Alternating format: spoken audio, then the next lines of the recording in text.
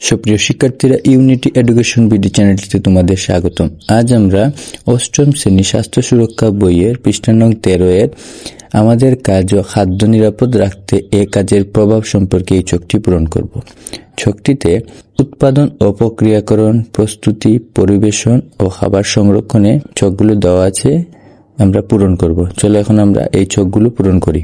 প্রথমে দেওয়া আছে খাদ্য উৎপাদন ও প্রক্রিয়াকরণ। আমাদের কাজে লিখব সম্পূর্ণ প্রাকৃতিক উপায়ে উৎপাদন করার চেষ্টা করব। কোনো প্রকার রাসায়নিক সার এমনকি প্রক্রিয়াকরণেও কোনো রাসায়নিক সার ব্যবহার করব না।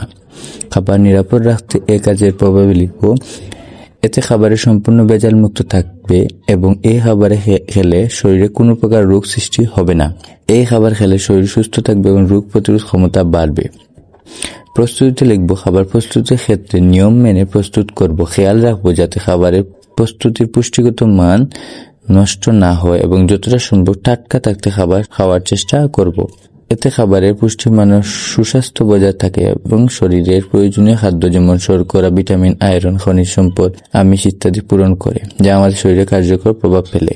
পরিবেশন লিখব সুন্দরভাবে পরিবেশনের মাধ্যমে যে কোনো খাবারকে মুখরোচক ও আকর্ষণীয় করে তোলা যায়, তাই চেষ্টা করব বিভিন্ন কৌশল ব্যবহারের মাধ্যমে খাবার পরিবেশন করার জন্য। খাবার নষ্ট হওয়ার আগে যতটা সম্ভব তাড়াতাড়ি খাবার সংরক্ষণ করার চেষ্টা করব। রান্না করা খাবার খাওয়ার পর গরম করে রান্না রাখবো, এতে খাবারে পুনরায় খাওয়া যাবে।